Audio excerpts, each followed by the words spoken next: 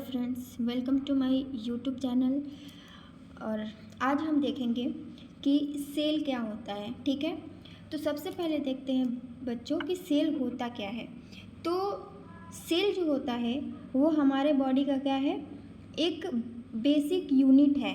ठीक है, मतलब कि हमारी बॉडी जो है वो सेल से ही मिलके बनी हुई है। तो सबसे पहले देखते हैं कि the cell was discovered by Robert Hooke. Cell का डिस्कवरी किसने किया था? तो रॉबर्ट हुक ने किया था। कब किया था? तो 1665 में बच्चों जो सेल का डिस्कवरी हुआ था वो रॉबर्ट हुक ने 1665 में किया था। ठीक है, अब देखते हैं यहाँ पे कि सेल होता क्या है। तो a cell is a basic structural functional and biological unit of all living organisms. मतलब कि सेल जो होता है वो हमारे बॉडी का एक बेसिक स्ट्रक्चरल फंक्शनल एंड एक बायोलॉजिकल यूनिट है। इसका कहने का मतलब ये हुआ कि सेल क्या करता है, हमारे बॉडी को स्ट्रक्चर देता है और क्या करता है, तो हमारे बॉडी में जितने भी वर्क होते हैं, जैसे हम लोग चलते हैं, है ना, हमारे बॉडी में डाइजेशन होता है, हम लोग खाना खाते हैं, कोई भी काम करते हैं, तो वो क्या कौन हेल्प करता है? तो वो सेल करता है। ठीक है, इतना समझ गए। अब आगे बढ़ते हैं। It is often called the building block of life. ठीक है, सेल को क्या कहा जाता है? Building block of life. यानी हमारे बॉडी का बिल्डिंग ब्लॉक होता है कौन? सेल होता है। Because every living beings from the smallest bacteria to the largest plant and animal made up of cell. मतलब कि जितने भी लिविंग बींग्स होते हैं, मतलब दुनिया में रहने वाले जितने भी लिविंग बींग्स होते हैं वो सारे किससे मिलके बने होते हैं? सेल से मिलके बने होते हैं। चाहे वो प्लांट हो, एनिमल हो या कोई भी लिविंग थिंग्स हो, वो सारा सेल से ही मिलके बना हुआ है। ठीक है, अब बात करते हैं कि हमारी बॉडी सेल से कैसे मिलके बनी होती है। आप लोग जानते हो हैं कि हमारा बॉडी क्या है। जैसे ये मान लो कि हम लोग हो गए, ठीक है, ये हमारी बॉडी है। अब हमारी बॉडी क्या है? तो ये हमारी बॉडी जो है वो सेल से मिलके बनी हुई है। तो कैसे बनी हुई है? तो देखिए, आप घर तो ज़रूर देखे होंगे, है ना, आप जहाँ पे रहते होंगे तो आप घर में रहते होंगे। तो जो घर बना है वो कैसे बना है बच्चों? तो वो हमारा बना है ब्रिक से। मतलब छोटा छोटा ब्रिक्स हम लोग यूज़ करते हैं, तो तभी क्या बनता है? वॉल बनता है। तो जब हम छोटे छोटे ब्रिक्स को जोड़ते हैं एक दूसरे में, है ना, जैसे मान लीजिए यहाँ पे ब्रिक्स हो गया, तो बहुत सारे ब्रिक्स को ऐसे जोड़ दिया, है ना, तो ब्रिक्स को जैसे ही जोड़ा तो ये क्या बना? हमारा एक वॉल बन गया। ठीक है, अब वॉल बनाने के बाद क्या होता है, जब हम दीवार बना लेते हैं तो एक रूम बनता है ना, रूम बनाते हैं, बहुत सारे दीवारों को जोड़ते हैं। जैसे छोटे छोटे ईंट को जोड़ा तो हमारा दीवार बना। अब छोटे दीवारों को जोड़ के हम लोग क्या बनाते हैं? रूम्स बनाते हैं। और रूम को जब जोड़ते हैं तो एक बड़ा सा हॉल बनता है, और हॉल बनने के बाद एक बड़ा सा हाउस का निर्माण होता है। तो उसी तरीके से हमारी बॉडी में सेल ठीक इसी बेसिक्स पे काम करती है। मतलब कि सेल जो होता है वो सिंगल सेल जो होता है वो हमारे बॉडी का बेसिक यूनिट है। ठीक है, अब बहुत सारे सेल को जोड़ते हैं तो क्या बनता है? टिश्यू बनता है। ठीक है, यानी कि बहुत सारे सेल, दो या दो से ज़्यादा सेलों को ऐसे जोड़ दिया, ऐसे सेल को क्या किया? जोड़ दिया, तो ये क्या बन गया? इस तरीके से अटैच कर दिया तो ये बना हमारा टिश्यू। ठीक है, तो इस तरीके से क्या बन गया? हमारा टिश्यू बन गया।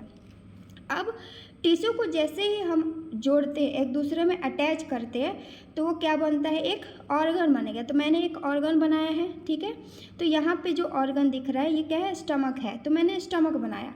तो बहुत सारे टिश्यू जब एक दूसरे में मिले तो क्या बना? स्टमक। अब स्टमक क्या हुआ कि स्टमक के बाद ऐसे ही स्टमक की तरह ही और ऑर्गन जोड़ के, जैसे कि स्टमक, मैंने देखिए यहाँ पे डाइजेस्टिव सिस्टम बनाया है, तो बहुत सारे ऑर्गन मिलके क्या करते हैं? एक सिस्टम का निर्माण करते हैं हमारी बॉडी में। मैंने यहाँ पे डाइजेस्टिव सिस्टम बनाया है। ठीक है, डाइजेस्टिव सिस्टम। ठीक है, तो यहाँ पे देखिए मैंने माउथ बनाया है ना, ओसोफेगस बनाया, लीवर बनाया, स्टमक बनाया, इंटेस्टाइन। तो इसी तरीके से यानी कि एक स्टमक और बहुत सारे ऑर्गन जोड़ के मिलते हैं, एक सिस्टम बनते हैं। और बहुत सारे सिस्टम को हम एक दूसरे के साथ सब फिक्स करते तो वो बनता है हमारा एक बॉडी। ठीक है, तो इस तरीके से हमारे बॉडी का निर्माण हुआ है और हमारी बॉडी इस तरीके से बनती है। ठीक है, अब बात करते हैं हिस्ट्री ऑफ सेल की। ठीक है, तो सेल का क्या हिस्ट्री है?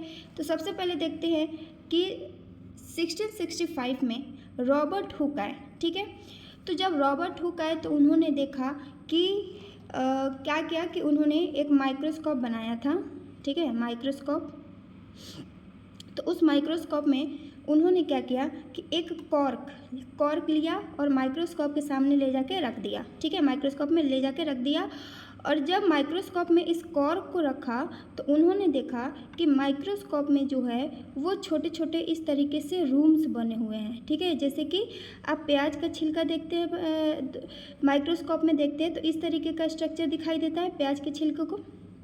तो इस तरीके का ही स्ट्रक्चर दिखाई दिया किसको, रॉबर्ट हुक को। तो इस छोटे छोटे स्मॉल जो कमरे की तरह, यानी कि जो हनी बी होता है, मधुमक्खी का जो छत्ता होता है, मधुमक्खी के छत्ते की तरह इस तरीके से स्ट्रक्चर बने हुए थे। तो उन्होंने क्या बोला कि इसको बोला सेलुला, ठीक है। सेलुला का मतलब होता है रूम, है ना, सेलुला का मतलब क्या होता है, रूम। तो उन्होंने सेलुला वर्ड का नाम लिया कि ये सेलुला है। तो उन्होंने सेलुला वर्ड से ही आगे चल के ये नाम क्या बन गया, हमारा सेल बन गया, ठीक है। यानी कि हमारी जो पूरी जो बॉडी है वो किससे मिलकर बनी है, सेल से। तो उन्होंने जब कॉर्क को देखा तो उनको किस तरीके का स्ट्रक्चर दिखाई दिया, तो ये मधुमक्खी के छत्ते की तरह स्ट्रक्चर दिखाई दिया, ठीक है। मतलब एक स्मॉल इस तरीके से रूम बने हुए थे। तो इस रूम को उन्होंने क्या नाम रख दिया, सेलुला। सेलुला का मतलब होता है रूम, ठीक है, सेलुला, ठीक है, इसका मतलब होता है रूम।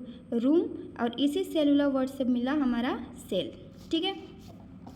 अब इसके बाद coin the term cell because the structure is look like a small room, ठीक है। उन्होंने क्या कहा कि सेल नाम दिया क्योंकि जो स्ट्रक्चर दिखाई दे रहा था, यहाँ पे देख सकते हैं, यहाँ पे जो स्ट्रक्चर दिखाई दिया वो छोटे छोटे रूम्स की तरह दिखाई दिया।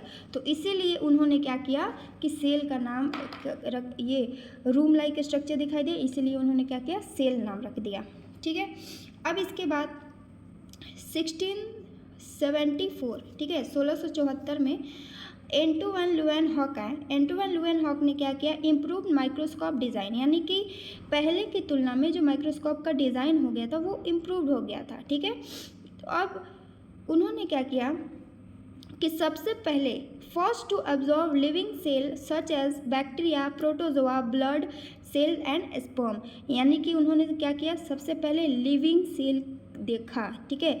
तो लिविंग सेल की खोज किसने किया था, तो एंटो वैन ल्यूवेनहॉक ने। और डेड सेल का खोज किसने किया था, तो रॉबर्ट हुक ने किया था, ठीक है।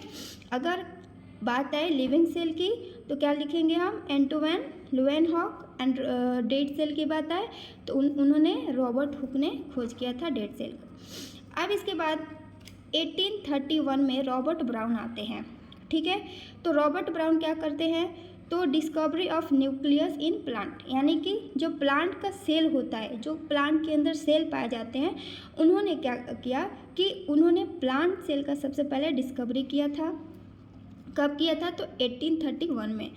फिर 1838 मैथ्यूस स्लीडन आए, concluded that all plants are made up of cell, यानी कि जितने भी प्लांट्स होते हैं वो सारे किससे मिलके बने होते हैं, यानी कि दुनिया में पाए जाने वाले जितने भी प्लांट्स होते हैं वो सारे किससे मिलके बने होते हैं, सेल से मिलके बने हुए होते हैं, ठीक है।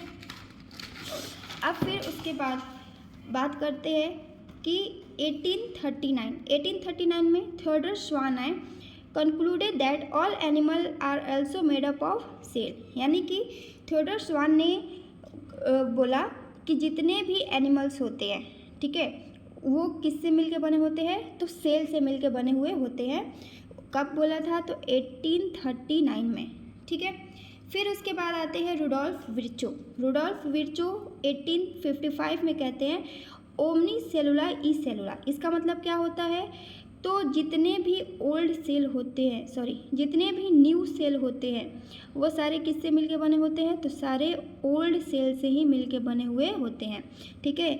दुनिया में जितने भी नए सेल का जो निर्माण होता है या जन्म होता है वो किससे होता है, तो ओल्ड सेल से होता है, यानी कि ऑल सेल आर, ठीक है, all cells are made up of pre existing cell, all cells are made up of pre-existing cell. ठीक है, जितने भी सेल होते हैं वो सारे किससे मिलके बने होते हैं? प्री एग्जिस्टिंग सेल से। मतलब जितने भी नए सेल का निर्माण होता है वो सारे पुराने सेल से ही मिलके बने हुए होते हैं। अब यहाँ पे हम लोग न्यूक्लियस का फोटो देख सकते हैं। न्यूक्लियस है हमारा, ठीक है, ये हमारा न्यूक्लियस हो गया, जिसके अंदर क्या होता है, सॉरी सेल का डायग्राम है, न्यूक्लियस नहीं। ये क्या हो गया हमारा? सेल हो गया। ठीक है, सेल के अंदर क्या कौन कौन से ऑर्गेनल्स होते हैं? तो सबसे पहले देखते हैं कि सेल में ये क्या हो गया, ये जो बाहर की जो आवरण दिख रहा है ये क्या है हमारा? प्लाज्मा मेम्ब्रेन हो गया, है ना। फिर इसके बाद सेल के बीचों बीच क्या हो गया? न्यूक्लियस हो गया। ठीक है, न्यूक्लियस के अंदर न्यूक्लियोलस हो गया, वैक्यूल्स, माइटोकॉन्ड्रिया, स्मूथ रेक्टिकुलम, है ना, smooth endoplasmic reticulum, centrosome, rough endoplasmic, यहाँ पे देख सकते हैं रफ इंडोप्लाज्मिक हो गया, न्यूक्लियर हो गया, है ना, मेम्ब्रेन हो गया, फिर उसके बाद लाइजोजोम हो गया, साइटोप्लाज्म हो गया। तो ये सारे क्या होते हैं? हमारे न्यूक्लियस के अंदर पाए जाते हैं और ये हमारा न्यूक्लियस का स्ट्रक्चर। इसके बारे में जितने भी ऑर्गेनल्स होते हैं उसको हम नेक्स्ट वीडियो में डिटेल में एक्सप्लेन करेंगे।